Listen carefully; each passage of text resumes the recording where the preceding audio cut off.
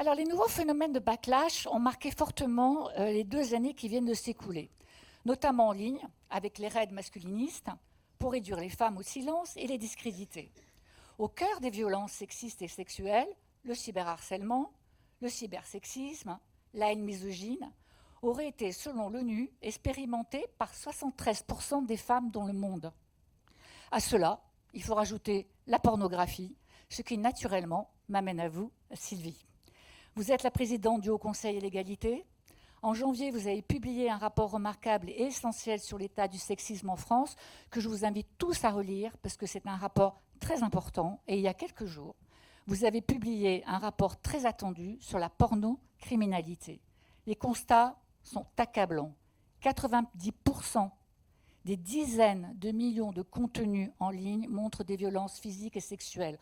En France, 2 300 000 mineurs en moyenne de moins de 13 ans, pour la plus grande majorité, consultent et regardent chaque mois ces images. Alors Sylvie, vous dites que c'est une école du sexisme et des violences pour toute une nouvelle génération. Ça marche? Oui. Pardon, j'ai une mauvaise voix. Un peu comme tout le monde, j'ai la crève. En tout cas, je suis bien heureuse de me retrouver parmi vous aujourd'hui, toutes victimes, pas victimes, journalistes, pas journalistes, spécialistes, pas spécialistes. C'est un moment émouvant. Bravo d'avoir organisé cet après-midi formidable. Bon, pour en revenir à notre sujet, c'est pas plus gai. Hein. Parce que c'est contre-intuitif, mais malheureusement, les nouvelles générations dont on pouvait espérer qu'elles soient mieux formées à l'égalité, qu'elles soient plus respectueuses, pour qui l'égalité entre femmes et hommes aurait dû être une évidence. Ouais. Eh bien, tout ça a été balayé par notre dernière enquête, effectivement, que nous avons fait paraître au mois de janvier et que nous avons remis à Isabelle Rome, qui est ici présente et que je salue, et qui malheureusement démontrait que, en particulier, la génération des 25-34 ans était atteint d'un sexisme aigu. Alors pourquoi? On s'est un peu quand même demandé comment ça se fait. Quand même, MeToo est passé par là, justement. La mixité des classes, quand même un certain style des parents. Et puis, en fait, on s'est aperçu que la formation de cette génération qui avait aujourd'hui 25-34 ans coïncidait avec la montée du numérique, des réseaux sociaux, du porno à tout va, où la violence est évidemment reine.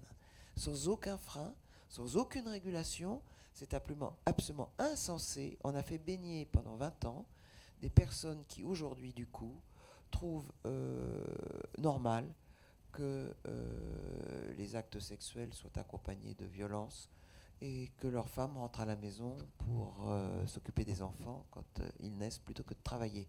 C'est absolument incroyable. Sur cette tranche 25-34 ans, notamment, il y en a un quart qui dit il faut parfois être violent pour se faire respecter. Ouais. Un quart. C'est sidérant.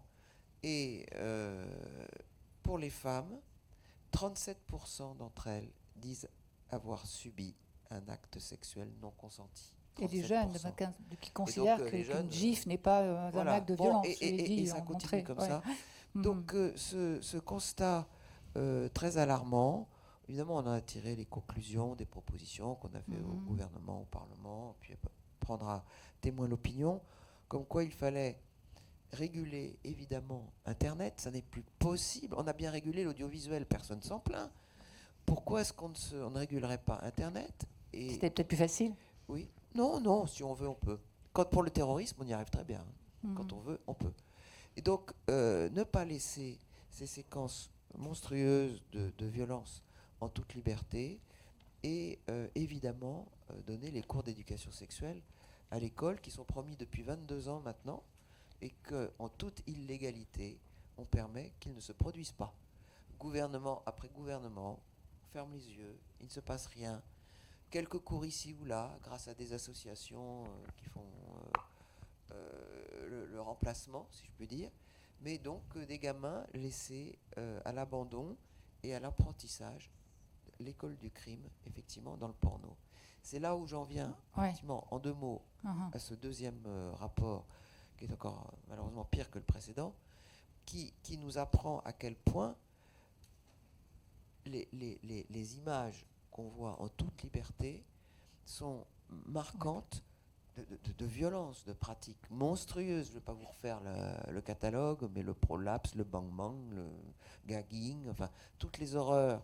Regardez notre rapport, hein, je ne vais pas vous faire frémir, mais c'est abominable. Toutes ces scènes sont en open bar pour toute la jeunesse, et évidemment, ça a des conséquences. 47% des jeunes garçons pensent aujourd'hui que c'est normal de faire mal, d'avoir une agression sexuelle pendant l'acte sexuel. Et 42% pensent que les filles adorent ça. Alors, comment vous luttez contre ça? C'est catastrophique. Déjà, évidemment, en essayant de trouver un système de blocage des images un peu efficace, et c'est difficile. Moi, j'ai une méthode plus radicale, c'est en éliminant complètement ces images. Ça fera du bien aux femmes qui ne seront plus mises sur des plateaux de tournage et malmenées, maltraitées, massacrées à but lucratif. Et comme ça, les mineurs ne verront pas les images non plus. On fait d'une pierre deux coups pour le préjudice effarant que ça porte à la société, ces images de porno si cruelles. Il faut en passer, à notre avis, plus seulement par la voie judiciaire, qui doit être maintenue parce qu'il faut poursuivre les auteurs, mais pour aller plus vite, pour éliminer le préjudice à la société et éliminer les images, il faut demander au ministère de l'Intérieur, qui fait ça très bien pour le terrorisme, et un peu moins bien pour la pédopornographie, mais ils peuvent s'améliorer, de le faire pour une troisième compétence, qui sont les images monstrueuses y a de violences images, faites aux femmes. Et puis il y a cette sémantique trompeuse qu'utilisent les industriels du porno, liberté d'expression, liberté artistique, une sémantique qui construit un mythe d'une pornographie fun, cool, synonyme de libération sexuelle. Est-ce que ça c'est du backlash? Est-ce que c'est une façon de refuser aussi toute avancée des droits des femmes? Non, c'est une défense habile de l'industrie pornographique qui, depuis des années, grâce à son lobbying intense à coups de millions, parce qu'ils sont milliardaires avec, sur le dos des femmes et des enfants, ils se sont construits des fortunes. C'est tentaculaire, c'est mondial, ils ont un culot d'enfer, et ils intoxiquent tous les pouvoirs en disant que c'est la liberté d'expression, la liberté artistique, on ne sait pas où est la dimension artistique dans ces séquences, mais enfin, ça n'est surtout pas du cinéma en tout cas. Mettez-le vous dans le crâne, on va vous dire, mais le cinéma, on a bien le droit de voir des images de torture. C'est faux, c'est des images fausses, c'est simulé au cinéma. Dans le porno, c'est pas vrai. Les femmes sont là. Les femmes souffrent vraiment, hurlent vraiment, sont démolies vraiment. Je vais juste vous décrire quand même la pire des tortures, le prolapse. Accrochez-vous. C'est donc quand une femme a été tellement pénétrée, tellement brutalement dans le vagin et par des pénis, dans le vagin et dans l'anus, que ses organes internes ressortent. Et ça se voit sur les images. C'est absolument barbare. Et c'est ça qu'on laisse voir en liberté. C'est l'état dans lequel on met les femmes et on laisse faire. Et c'est ça qu'on laisse voir aux enfants. Et je ne sais pas si vous avez vu le dernier élément incroyable, l'étude de l'IFOP qui vient de sortir. Est-ce que vous n'avez pas vu? C'est incroyable. L'influence justement du porno sur le comportement des adultes et des plus jeunes. Oui. C'est sorti il y a 2 jours. Non, c'est même aujourd'hui, je crois. On me l'a donné hier. C'est épouvantable. Et évidemment, une fois de plus, on retrouve l'élément sur la génération la pire, les 25-34 ans, qui considèrent, par exemple, que si elles ne le disent pas, beaucoup de femmes prennent du plaisir à avoir du mal lors d'un rapport sexuel. Il n'y a que 20% en moyenne, mais il y en a 38% chez les 25-34 ans qui pensent ça. Et tout est à l'avenant. Et alors, chez les gamins, les moins de 11 ans, c'est monstrueux. Ça dépasse 58-60%. Sur toutes les pratiques qu'ils trouvent absolument normales. Forcer une femme à faire l'amour, si elle est votre conjointe, c'est normal. La sodomie, c'est normal, même si les triples pénétrations anales. Tout ce qu'ils ont vu dans les images du porno est devenu la norme. Regardez ce sondage de l'IFOP, il est glaçant. Il complète parfaitement notre rapport sur le porno. C'est la preuve par 9 qu'il faut agir d'urgence. Oui, d'ailleurs, on constate que les premières relations sexuelles pour les femmes sont souvent des fellations dans les toilettes des lycées. Ça dit quand même beaucoup de choses de cette génération qui sera cette future génération. Paloma, donc vous êtes réalisatrice et journaliste chez Blast Media, un journal indépendant, un journal d'investigation. Vous êtes particulièrement engagé sur les questions de genre et les questions d'écologie. D'ailleurs, c'est intéressant parce que vous faites souvent des analogies entre ces deux problématiques très importantes aujourd'hui. J'avais envie de vous entendre sur votre point de vue sur le backlash. Comment vous le constatez, vous ? Comment le vivez-vous ? Est-ce qu'il est très présent sur les réseaux, et en particulier sur tous les réseaux sur lesquels vous diffusez la majorité de vos reportages ? Voilà, votre point de vue nous intéresse aujourd'hui sur ce phénomène que l'on décrit comme étant un phénomène de retour de bâton. Bonjour tout le monde. Alors oui, en effet, le backlash, ça a été théorisé par Suzanne Faludi au début des années 90 dans un livre qui parlait d'une guerre froide contre les femmes. Et en fait, je trouve que ce qui est intéressant avec cette notion de backlash, ça nous montre que la progression de droits, que ce soit pour les femmes ou les minorités, n'est pas quelque chose de linéaire. On aurait tendance à penser que voilà, plus on va avoir de droits, enfin, plus il y a des accès à certains droits, plus il y aura des droits derrière. Et en fait, c'est pas ça qui se passe, parce qu'à chaque fois, cette accession de droits va venir bousculer un ordre établi, et il y a un certain nombre de personnes qui n'ont pas envie que les choses changent aujourd'hui. Ce que disait Suzanne Faludi, c'est que souvent en fait ce retour de bâton, c'est le fait de conservateurs qui se perçoivent comme des parias sociaux, alors qu'en fait ce sont des personnes qui essaient de maintenir l'ordre établi aujourd'hui. Et en fait, en réalité, on le voit quand on est exposé. Voilà, Blast, nous on est très présent sur YouTube, on est très présent sur les réseaux sociaux. Alors déjà, dès qu'on est exposé sur les réseaux sociaux en tant que femme, voilà, je vous laisse imaginer. Et quand on parle de sujets liés aux féministes, quand on parle de MeToo politique, quand on parle de ce qui s'est passé il y a ne serait-ce qu'à peine un an aux États-Unis sur le recul du droit à l'avortement, eh bien en fait tout de suite on voit déferler dans les commentaires énormément de violences, de remarques misogynes, sexistes ou totalement déplacées. Et en fait ça montre qu'à chaque fois ça vient déranger. En quelque sorte, quand on essaie d'alerter justement sur une problématique. Donc c'est une sorte de mise en abîme de ce qu'on essaie de dire. Et malheureusement, on le voit là ces derniers temps, et on a des tonnes d'exemples de ce backlash. C'est typiquement le procès que a intenté Johnny Depp à Amber Heard pour diffamation. Et le fait qu'il ait gagné ce procès, c'est vraiment un exemple de backlash. Et qu'est-ce qui a fait qu'il a gagné ce procès ? C'est parce qu'il est allé mobiliser des énormes réseaux de masculinistes aux États-Unis, donc qui ont des énormes chaînes YouTube suivies par des centaines de milliers de personnes et qui malheureusement ne font que grossir et qui sont très très proches de l'extrême droite aussi, et ça je pense que c'est important de le rappeler. Ces réseaux masculinistes, ils existent aussi en France, hein, on ne va pas se leurrer, et donc ça c'est un très bon exemple de backlash. Et à la fois en fait on voit qu'il y a une sorte de monde parallèle. On a l'impression qu'il y a un monde parallèle, c'est-à-dire dans lequel les violences faites aux femmes sont une réalité qui est assez faible par rapport au monde dans lequel on vit. C'est-à-dire que sur le procès Amber Heard, Johnny Depp, je le dis parce qu'en plus France Télévisions a fait un très bon documentaire qui s'appelle La fabrique du mensonge là-dessus, mais sinon, sans avoir vu ce documentaire, si on ne suivait que les médias français, on n'entendait que justice for Johnny, quoi. Et en fait, c'est assez fou de voir à quel point à chaque fois la charge de la preuve est retournée contre les personnes dont la vie est détruite par ces violences sexuelles, par ces violences. Et c'est exactement ce qui est en train de se passer, notamment avec Depardieu, qui est quand même accusé par 16 femmes de violences sexuelles et qui fait une lettre dans le Figaro pour dire sa vérité, comme si finalement c'était la seule qui allait et c'était la seule qui comptait. Et en fait je comprends pas comment est-ce qu'en tant que société on peut avoir un dialogue apaisé là-dessus si en fait on donne des tribunes médiatiques bien plus importantes aux agresseurs. Et c'est exactement ce que disait Florence Porcel plus tôt dans le cas de Besson, et c'est aussi le cas de Depardieu, que aux personnes dont la vie a été détruite par ces agresseurs. Il y a un moment en fait il faut arrêter avec ça. Et donc ça c'est vraiment, je trouve, un très très bon exemple de ce qui est en train de devenir le backlash aujourd'hui.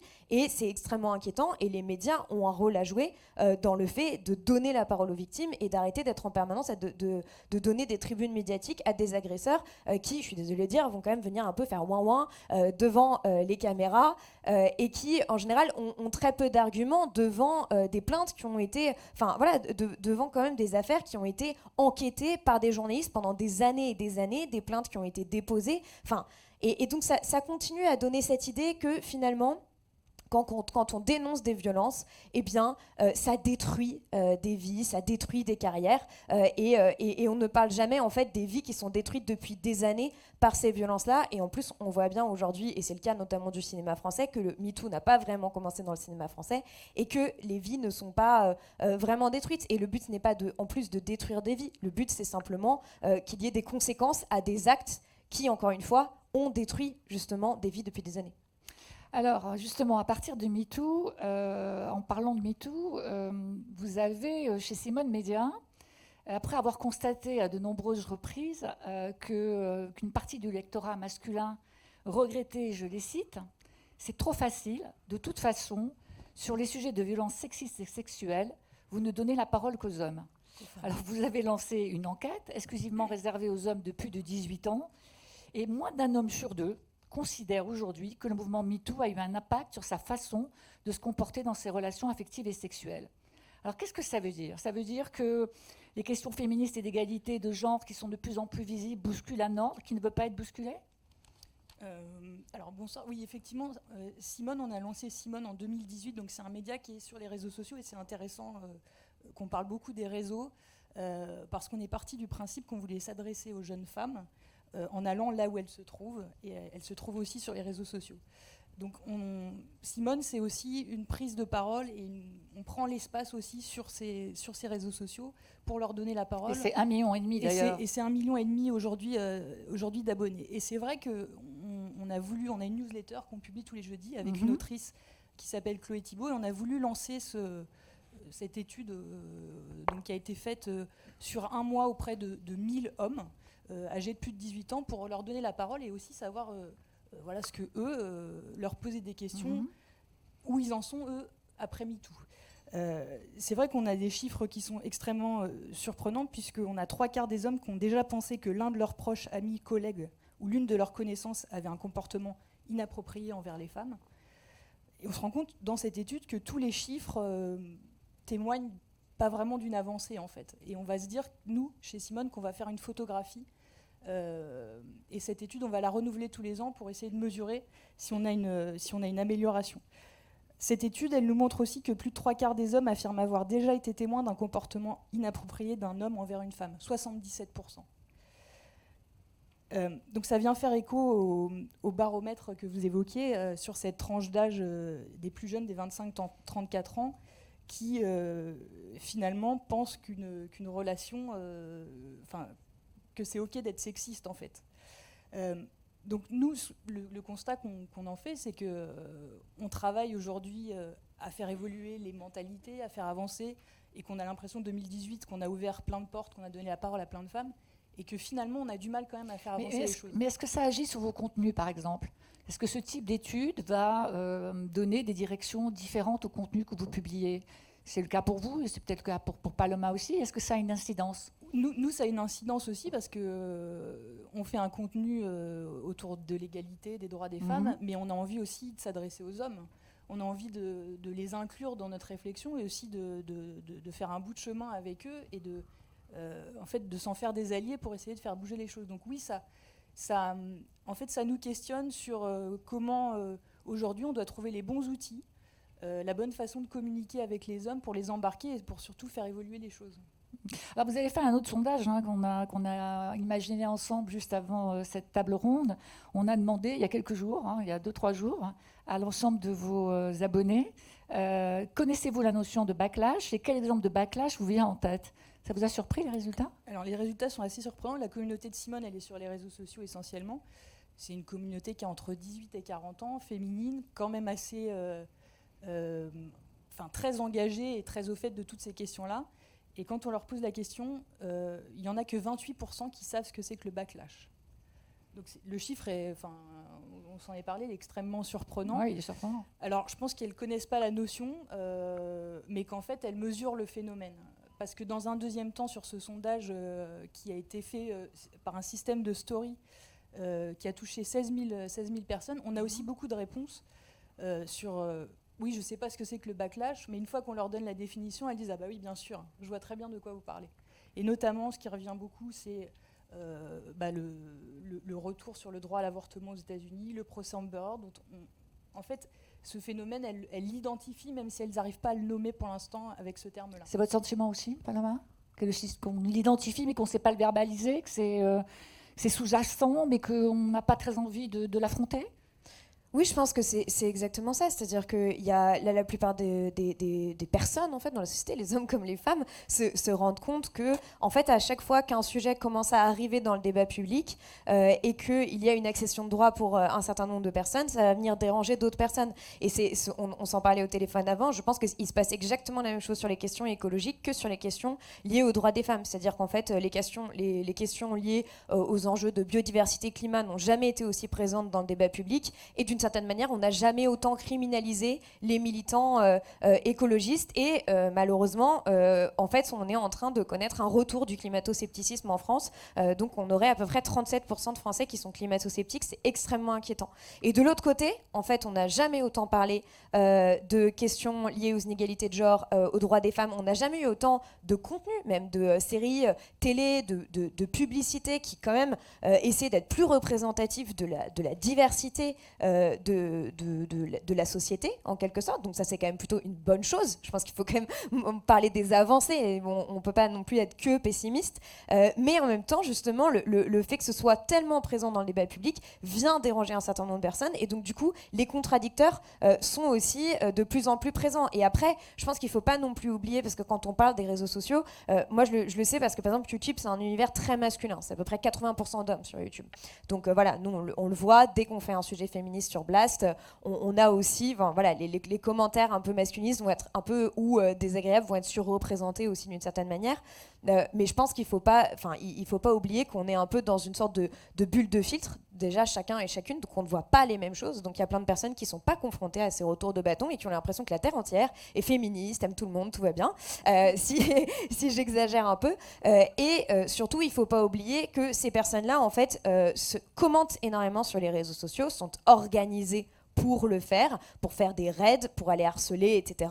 Et ça ne veut pas forcément dire, même si vos rapports tendent à montrer que c'est un peu plus compliqué que ça, mais ça ne veut pas forcément dire qu'en tout cas ce niveau de violence-là, quand je parle de certains masculinistes, etc., est majoritaire dans la société. Ce sont aussi les personnes qui parlent le plus fort. Et c'est pour ça que c'est important aussi, justement, de s'en rendre compte sur les réseaux sociaux et de pouvoir contrer, signaler. Parce que ces personnes disent, on parlait de régulation des réseaux sociaux, l'une des premières choses à faire, c'est vraiment quand vous voyez des messages haineux, ou faux d'ailleurs, de les signaler. Alors ça ne marche pas toujours, et pour vous protéger vous quand vous êtes harcelé, de bloquer les personnes en question. Mais on a quand même quelques outils pour pouvoir justement essayer de réduire en fait l'audience de ces personnes qui n'essaient que de propager de la haine et une régression des droits. Comme d'ailleurs vous m'en avez parlé, Camille et Justine, qui sont deux influenceuses, qui elles systématiquement publient les commentaires haineux et les commentent et les contrecarrent. Donc ça c'est une technique, c'est une méthode. Mais oui, c'est une technique. Moi, ça m'arrive de le faire aussi de temps en temps. Je le fais rarement. Non, mais en tout cas, parfois ça peut marcher aussi de le prendre avec humour. C'est violent, mais par exemple, il y a pas longtemps, j'ai vu une humoriste belge qui avait décidé de faire des t-shirts et des mugs avec toutes les insultes qu'elle recevait sur les réseaux sociaux et de reverser tout l'argent qu'elle gagnait justement avec ces mugs et ces t-shirts à des associations qui luttent contre le cyberharcèlement ou pour les droits des femmes. Je pense que parfois aussi de le prendre avec humour, ça désarçonne aussi nos adversaires, mais après oui, je pense que c'est important aussi ces personnes-là, en fait, elles sont avec un compte, parfois elles écrivent avec leur propre nom, de aussi les afficher, en fait, parce que de toute façon, elles font ça de façon publique, c'est visible par n'importe qui. Je pense que s'il y a une réaction aussi forte, et le backlash existe effectivement, c'est aussi parce qu'on était en train d'y arriver. Donc il faut être aussi un peu optimiste, c'est-à-dire qu'on est vraiment en train de menacer la toute-puissance, le monopole absolu des hommes dans le pouvoir, dans le couple, partout. Jusqu'ici, ils dominaient, ils maîtrisaient tout, et on a commencé à faire quelques avancées professionnelles, mais c'était toujours dans les bas salaires, les métiers les moins qualifiés. Mais là, on commence à grimper un petit peu et on menace les postes de ces messieurs, on les menace aussi en politique, on les menace un peu partout, et ça commence à les exaspérer. Parce qu'ils se sont dit au début, bon, bah, ils ont le droit d'apprendre à lire, à écrire quand même, et même à voter. Ok, après le vote, bon, bah, peut-être elles peuvent être élues, mais enfin qu'elles se tiennent tranquilles. Et puis il faudrait quand même qu'on ait le droit de les harceler, de les violer dans les coins de l'Assemblée nationale. Ou des entreprises. Et puis là, il y a de moins en moins de droits, de cuissage, de droits de tout et d'avoir les privilèges qu'ils ont eus depuis des décennies, des siècles, des millénaires. Et c'est, je pense, ça qui provoque ce backlash. Parce qu'on est en train de mettre un pied dans la porte, vraiment. Mais là, il ne faut pas lâcher. C'est le moment vraiment, c'est plus le pied qu'il faut mettre, c'est le genou et un peu tout. Allez-y les filles, il faut vraiment, il y a un moment maintenant là, on tient un peu le bon bout. Allez-y, soyez fortes, réagissez surtout, ne laissez passer aucun harcèlement, aucune violence, aucun job sous le nez, etc.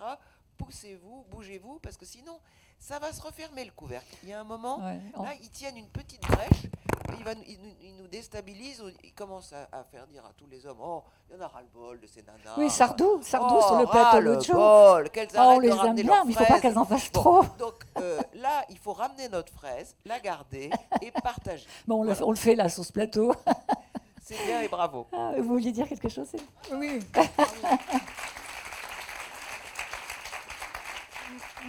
Moi, je pense que dans les avancées, il y a aussi un problème législatif. Quand on parle de harcèlement en ligne, moi, j'ai un exemple. On a publié un contenu d'une jeune fille qui participait à un festival et qui donnait ses tips pour ne pas être emmerdée dans le cadre de ce festival. Donc, elle disait, bah voilà, moi, j'ai mon verre, je fais des gestes amples, comme ça, on me fout la paix. Contenu qui fonctionnait très bien. Et puis, un dimanche matin, je commence à recevoir des signalements, justement, me disant il y a un problème, en fait, avec cette vidéo. En fait, il y a des hommes, majoritairement, non anonymisés, donc c'est une nouveauté aussi, qui se sont mis d'accord pour commenter de façon extrêmement violente la vidéo de cette jeune femme, sur son physique, des attaques... disant qu'elle n'avait rien à faire ici. Voilà. Ça pose un problème parce que nous, on a modéré les commentaires, c'est-à-dire qu'on a fait en sorte de les faire disparaître, de les cacher parce qu'on considère que ça ne respecte pas la loi. Mais derrière, on n'a aucun instrument pour aller plus loin que ça. Oui, légal. Et cette jeune fille qu'on a contactée aussi pour savoir comment elle se sentait par rapport à ça, on n'avait pas vraiment plus de solutions à lui proposer. Arrêtons les violences.gouv, Gendarmerie nationale, il y a des plateformes. Ouais. Ça, vous devez... c'est un outil très précieux. Hein. Mais du coup, c'est un outil qui a besoin d'être peut-être... Plus communiqué, oui, on essaie de le faire un maximum, mais c'est un outil très précieux.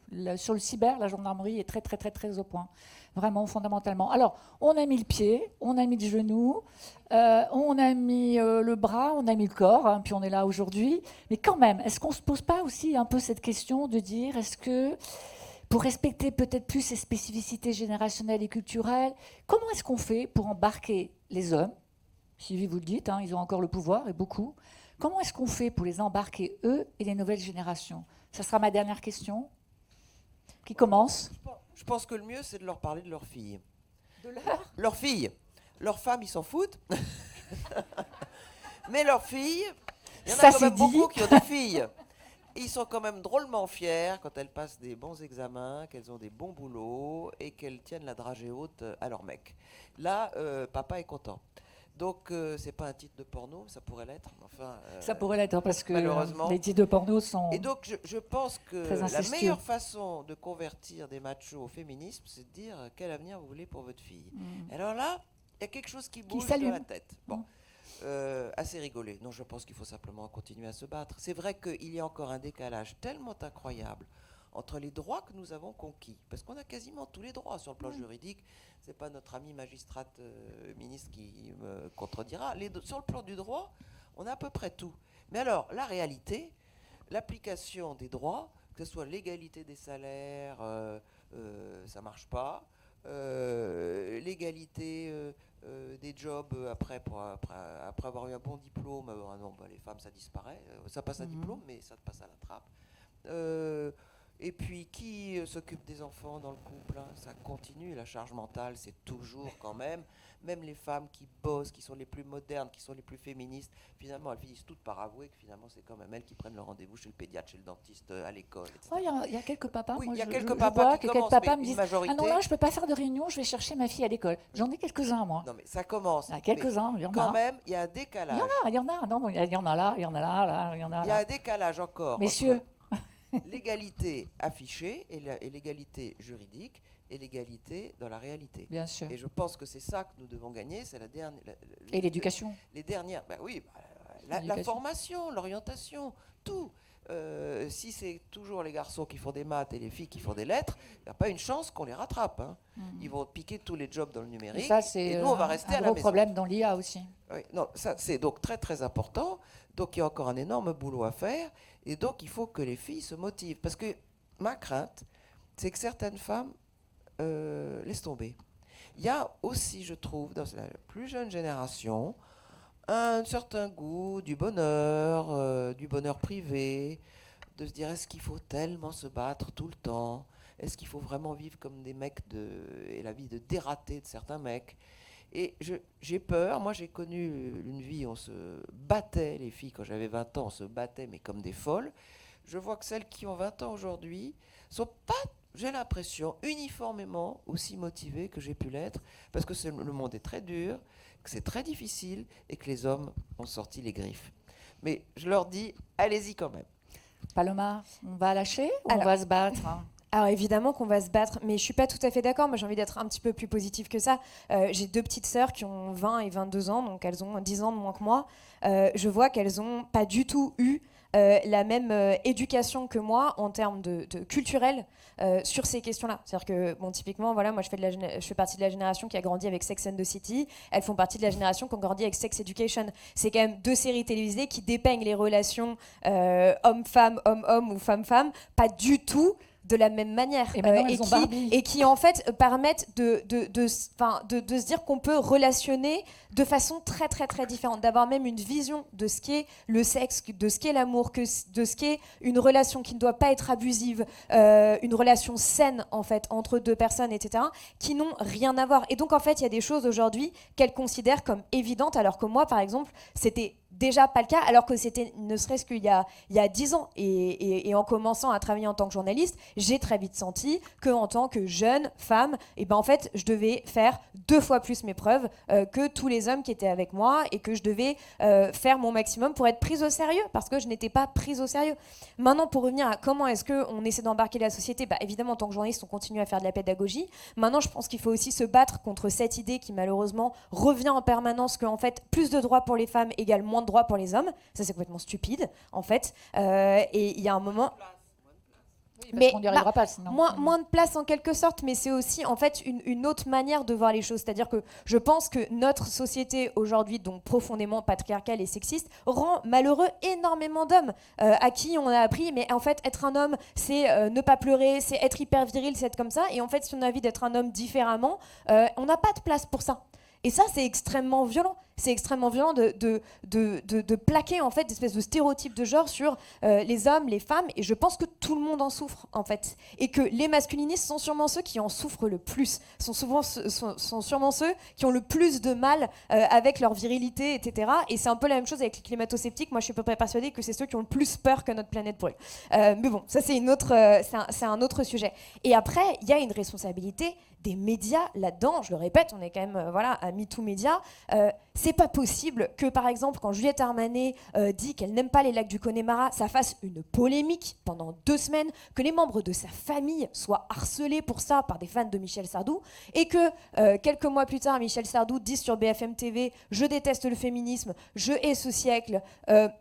Et ça commence à bien faire, en gros, les droits des femmes, c'est bien qu'elles se battent, mais il ne faut pas aller trop loin. Et que ça provoque l'hilarité générale sur le plateau. Et que personne ne réagisse. Et tout le monde rigole sur le plateau. Il y a même des femmes qui disent « Non mais oui, c'est vrai, ça va trop loin. » Y compris les femmes, d'ailleurs. Bah oui, mais donc là, on voit qu'il y a quand même un gros problème culturel. Et quand, en fait, il y a plein de personnes qui lisent pas des tonnes d'essais féministes toute la journée ou qui regardent pas des documentaires là-dessus, quand on est biberonné à ce genre de vision-là dans les médias et qu'on considère que c'est normal de tenir des propos comme ça, et et que c'est normal aussi d'en rire, bah, en fait, évidemment qu'on est à des années-lumière de la société dans laquelle on devrait être.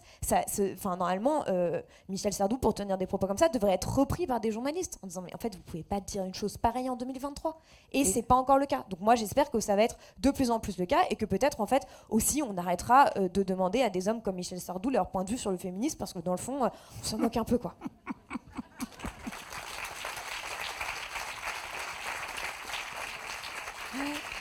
Céline, le mot de la fin, vous qui avez plein d'équipes très jeunes. Moi, je pense qu'il faut miser sur les jeunes. Je pense que Michel Sardou, il est perdu pour la cause. Et que, franchement, notre énergie, elle doit être concentrée sur cette génération-là et sur changer ce chiffre de 23%. Voilà, pour moi, c'est ça le plus important. Bon, alors, merci à vous trois. On n'a pas beaucoup de temps pour les questions, mais moi, je veux prendre une question d'homme. Ah, j'ai une question de femme, allez, allons-y.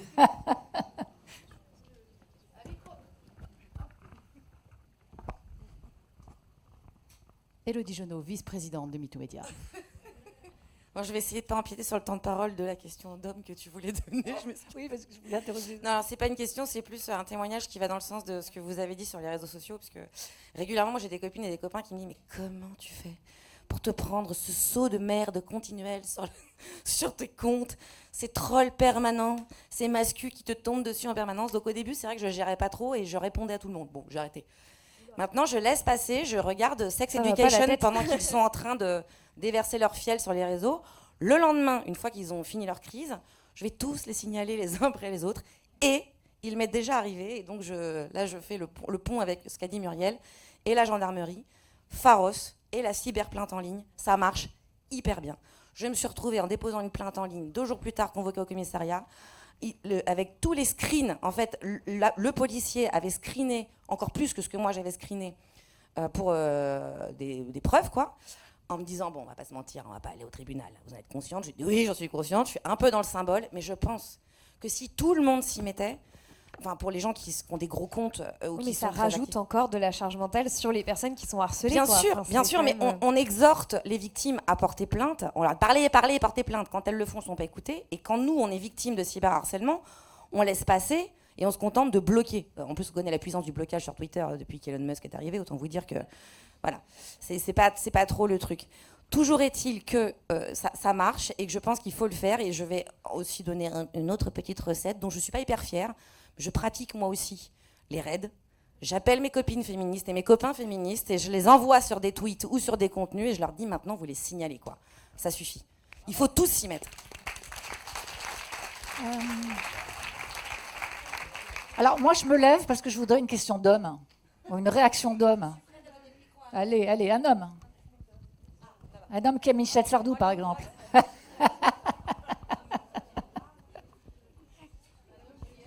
Bonjour, Julien Duhem, je suis animateur dans l'association En Parler. En réaction, moi je suis sûrement dans une bulle de filtrage, mais je vois énormément de créatrices de contenu qui font beaucoup de choses très positives autour de l'éducation au consentement, autour de l'éducation sexuelle.